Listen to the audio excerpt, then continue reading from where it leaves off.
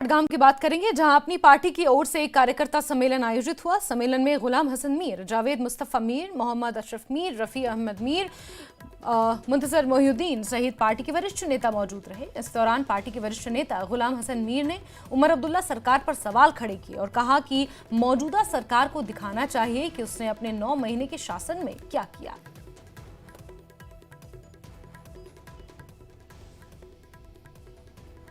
सिर्फ उनसे ये सवाल करता हूं, 9 महीने हो गए, वो एक ऐसी बात, ऐसा काम बताएं जिस पर वो फक्र कर सके, जिस पर वो नाज कर सके, या वो दिखाएं कि जो उन्होंने जो लोगों से वादा किया था वो वादा पूरा किया। मैं कल उमर साहब का बयान सुन रहा था, आर्टिकल 370 और रेस्टोरेशन ऑफ स्टेटहुड के बारे में। उसने कहा हमने रेजोल्यूशन पास की।